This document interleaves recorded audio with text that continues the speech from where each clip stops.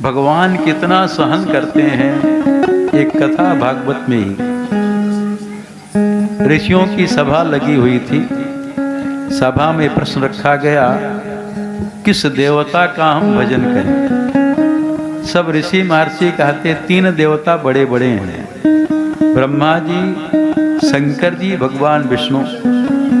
ऋषि महर्षि फिर प्रश्न कर देते हैं कि भाई 3 नहीं, एक बताओ जिसका हम भजन करें, उसको प्राप्त करने का साधन करें।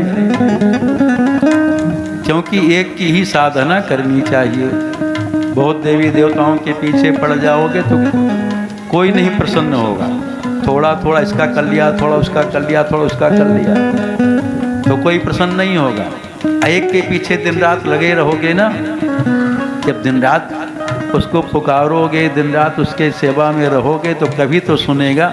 इसलिए एक की ही साधना करनी चाहिए। वैसे पंच देवोपासना है, भगवान गणेश की, भगवान सूर्य की, शंकर जी की, दुर्गा जी की और लक्ष्मी नारायण, चाहे सीताराम चाहे राधे श्याम, पंच देवोपासना। अरे पूजा पाठ के पहले गणेश जी का नाम ले लिया, उनकी पूजा हो गई। केवल उनको नाम ले लिया, हाथ जोड़ दिया, नमस्कार कर लिया, इससे गणेश जी बाधा नहीं करेंगे। उनकी पूजा हो गई नहीं जल्दी। भगवान सूर्य को अर्घ दे दिया। नहाने के बाद लोटा में जल भर करके भगवान सूर्य को अर्घ दे दिया। सूर्य भगवान की आराधना हो गई। दुर्गा जी का नाम ले लिया, प्रणाम कर लिया, उनकी आराधना हो गई। और करिमज्जन पूजहि नर नारी, गणप गौरी त्रिपुरारी तमारी।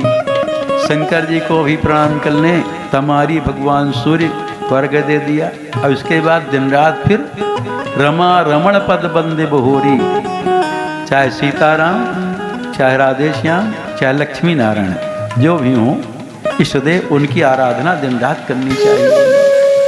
एक के ही साधना करेंगे तो प्रसन्न होगा।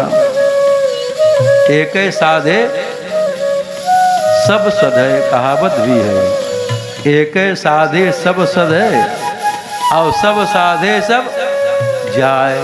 इसलिए इष्टदेव एक होना चाहिए और उन्हीं की दिन रात आराधना करनी चाहिए।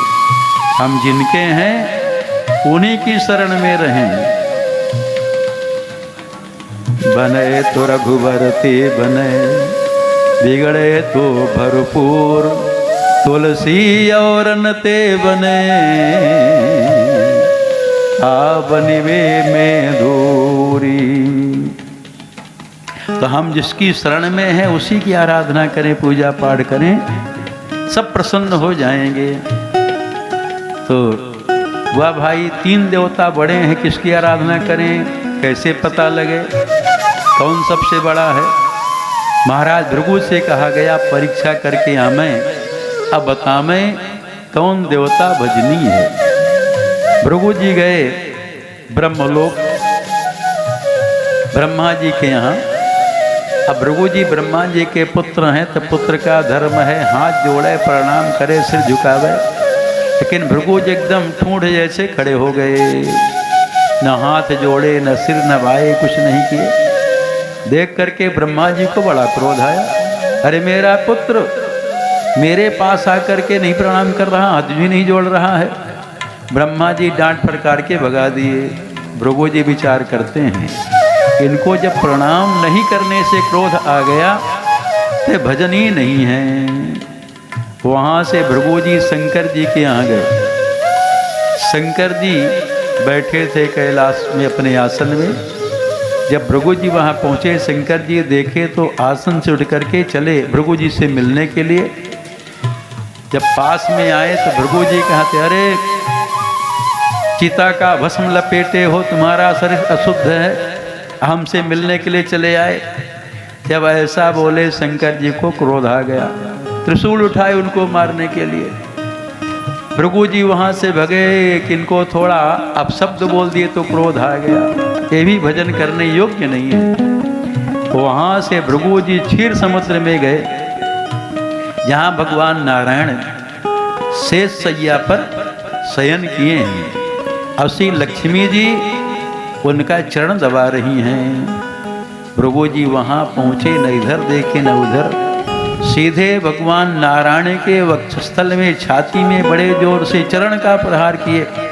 जब बड़े जोर से लात मारे, भगवान तुरंत उठ के बैठ गए और ब्राह्मण भृगु जी के चरण कमलों को अपने कर कमलों से पकड़ करके दबाने लगे और कहते, देखिए ब्राह्मण देवता, आप अच्छा किए, मैं असावधान था, आप मेरे यहाँ आए, मैं आपको देख नहीं पाया, आप अच्छा किए, मेरे छाती में लात मार करके जगा दिए, सावधान कर दिए।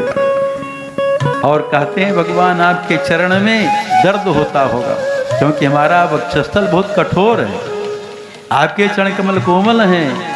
ऐसा कह करके भगवान उनका चरण दबाने लगे। देख करके भृगु जी तो एकदम पानी पानी हो गए। विचार करते हैं, इतना सामर्थ्य होने के बाद भी और इनको लात मारने के बाद भी क्रोध नहीं आया, उल्टा हमारा पैर ही दबाने लगे। और भगवान ब्राह्मण भृगु के चरण कमलों को अपने वक्षस्थल में धारण, जहाँ लात मारे थे, अपने वक्षस्थल में हमेशा धारण कर लिए। वो चाहे भगवान श्री राम हों, चाहे भगवान श्री कृष्ण हों, चाहे भगवान नारायण हों, जितने भगवान के 24 अवतार हैं, उनके वक्षस्थल में और भृगु का चरण चिन्ह बना रहा। तो भृगु जी वहाँ से आते हैं सभा में, घोषणा करते कि भजन करने योग्य है तो केवल भगवान नारायण हैं, जिनको क्रोध कभी आता ही नहीं है। इसलिए भगवान लक्ष्मी नारायण, भगवान सीताराम, भगवान राधे श्याम, इन्हीं का नाम संकीर्तन ज़्यादा होता है, इन्हीं की कथा भी ज़्यादा, भागवत सुने चाहे राम कथा सुने ही तो ज़्यादा होती है, इन्हीं की कथा ज़्यादा होती है। और यही मुक्ति देने वाले हैं, इन्हीं की आराधना करनी चाहिए। मुक्ति देने वाले यही हैं, मुक्ति दूसरे देवी देवता नहीं दे सकते। शंकर जी भी मुक्ति नहीं देते, वो अच्छे हैं, कोई शंकर जी की सेवा पूजा करे तो उनको राम जी के पास भेज देते हैं। शिव सेवा कर फल सुत सोई, अविरल भगति राम पद होई। तो